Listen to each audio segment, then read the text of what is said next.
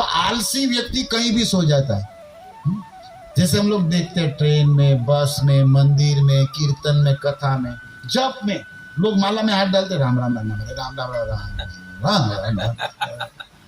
सही है कि बताओ गलत? ये जितने मालाधारी है वो लोग के जीवन में भी ये लीला हो चुकी है। कई बार माला गिर जाती है जोली में, माला क्या खुद ही गिर जाते हैं बैठ के, होता है कि नहीं? तो कथा में लोग सो जाते हैं, माला करते हुए सो जाते हैं, ट्रेन में, बस में देख रहे बढ़िया हवा सो गया। हम जैसे मक्खी हनुमान जी की तरह सुरसा के मुंह में जैसा गया जाके भी आ जाती होगी यात्रा करके। किसी लोग तो सोते हैं तो पता ही नहीं रहता, वस्त्रों का भी पता नहीं रहता। और किसी लोगों की तो मोटर नाक बजने लगती, लग रहा है कि 500 चालू कर रहे हैं, पानी निकल रहा है। ये सब आप कर चुके हो कि नहीं बताओ? देखे होंगे। हम लोग तो ट्रेन में, बस में रोज घूमते हैं, कोई ना कोई ऐसा आदमी आ जाता है सोने के लिए, पूरे कंपार्टमेंट में उसका हॉर्न इतना बजता है सोने के। आपके भी बजते होंगे, आपको नहीं पता होगा, जो जग रहा है ना आपके रूम में उसको पता है क्या परेशानी है। तो ये आलसियों का लक्षण है, सो जाना, काम नहीं करना, पड़े रहना। तो भगवान जगन्नाथ ने सोचा कि इन आलसियों का मुझे उद्धार करना है, और ये जब चाहे तब सो जाए, कीर्तन में सो जाए, कथा में सो जाए। ये महा आलसी लोग एक जगह नहीं सोते। कहाँ? खाते खाते नहीं सोते हैं। सोता आपके दिमाग में कि रसगुल्ला खा रहा है? नहीं, वो तो सोया भी जाएगा, रसगुल्ला इधर है, इधर है। तो भगवान ने सोचा कि इन महा आलसियों का उद्धार करना है, तो बस मेरा प्रसाद खाओ, भवसागर से पार लो। दूसरे भगवान में तो कितनी तपस्या कराते। देखो रामनवमी होता है ना, तो बोलते दोपहर तक उपवास करो। कृष्ण जन्माष्टमी रात के 12 बजे तक उपवास करो। जगन्नाथ जी का जब भी उत्सव होता है, बोले पहले भी खाओ बाद में भी खाओ, नो उपवास। जगन्नाथ जी का नो उपवास, कोई उपवास नहीं। रथ यात्रा के पहले भी प्रसाद, रथ यात्रा में भी प्रसाद, रथ यात्रा के बाद भी प्रसाद, प्रसाद ही प्रसाद। ये स्पेशल है। हमारे यहाँ कहते हैं कि वृंदावन में कृष्ण रज की बड़ी महिमा है। वृंदावन की ब्रह्म ही रज बना है, गोपियों की रास हुई वहां पे, तो रज में भगवान की कृपा छिपी हुई। और मायापुर में कहते हैं कि हरि नाम लो बेड़ा पार, अपराध भी नहीं लगता, तो नाम में कृपा छिपी हुई। लेकिन जगन्नाथपुरी में केवल प्रसाद में कृपा छिपी। हमारे काम का है प्रसाद का और कुछ नहीं। जगन्नाथ का दर्शन और प्रसाद, दो ही भक्ति। अब देखो कितना ही आलसी होगा ये कर सकता है। अब जगन्नाथ मंदिर कभी जाओ पुरी में, वहां पे मालूम है हम लोग गए थे बहुत साल पहले, अभी तो रोज जाते हैं हर साल, लेकिन जब पहली बार गए तो हम लोगों ने सुना कि भैया जगन्नाथ जी का रात को 9:30 बजे श्रृंगार दर्शन होगा।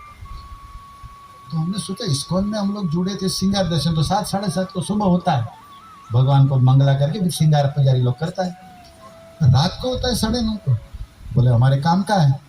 हम लोग उस समय नए थे, तो मतलब भोगी लोग थे ना, घूमने वाले। रात में कितने जगह नो टेंशन सुबह थोड़ा जगना नानी मरे भाई, तो ये बड़ी समस्या है। तो बोले रात में 9:30 को दर्शन, तो ये काम का दर्शन।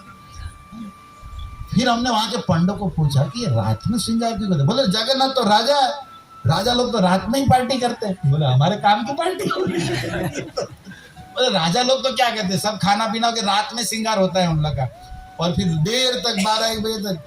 तो जगन्नाथ जी का तो राजा है ना वहाँ पे, तो राजा है, तो श्रृंगार वेश होता है, बड़ा श्रृंगार वेश बोलते हैं उसको। जगन्नाथ जी का सब बड़ा है, बड़ा देवड़ा, बड़ा भोग, बड़ा मंदिर, बड़ा पंडा, सब बड़ा बड़ा ही। वहाँ छोटा कुछ नहीं।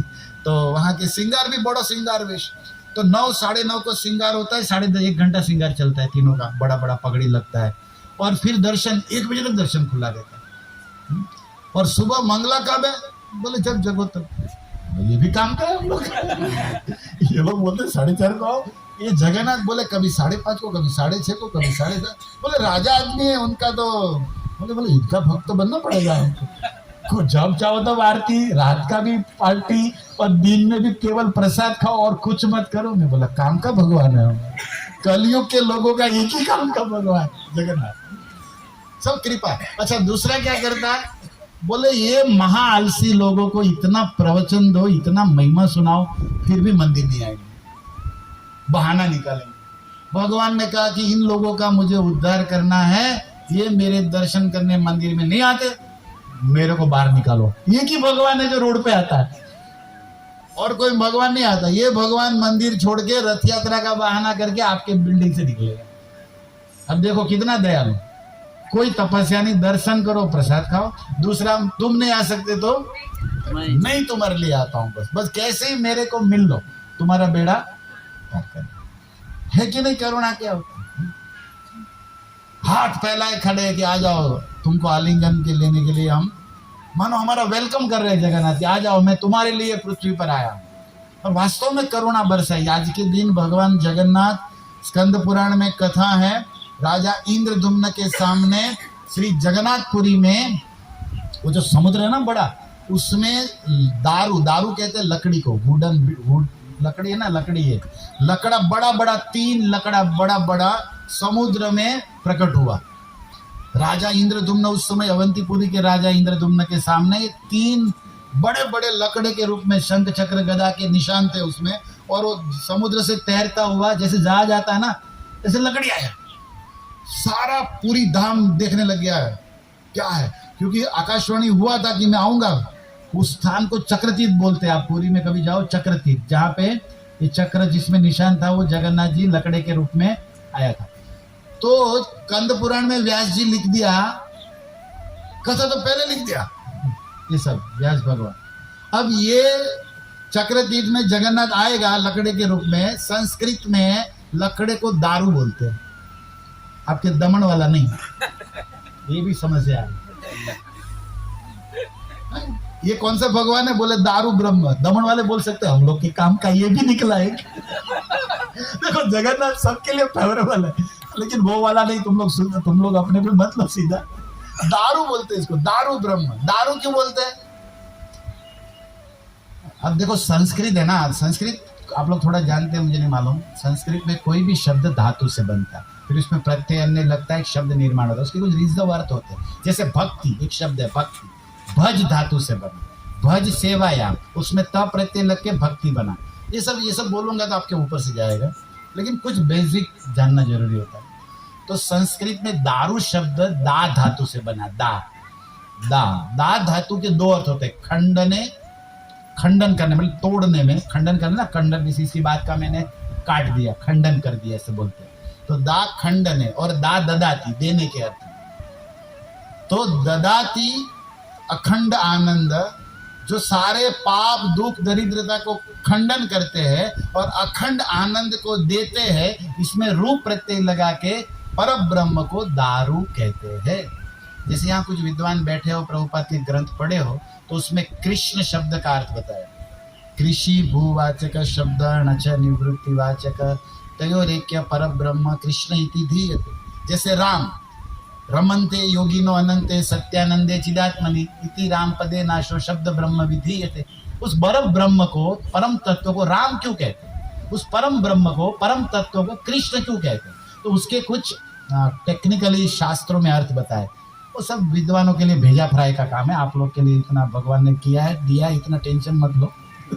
लेकिन मैं भी थोड़ा बोलूँ कि आपको लगे कि हाँ ये भी कुछ जानता है, चलो हाँ, आपको भी नहीं तो आपको लगेगा हमारे जैसे ही लाया वो लोग, इसलिए मैं थोड़ा एक्चुअली आपसे भी गया बीता ही हूँ, लेकिन चलो कट रही है, कोई गम नहीं और किसी से कम भी नहीं है।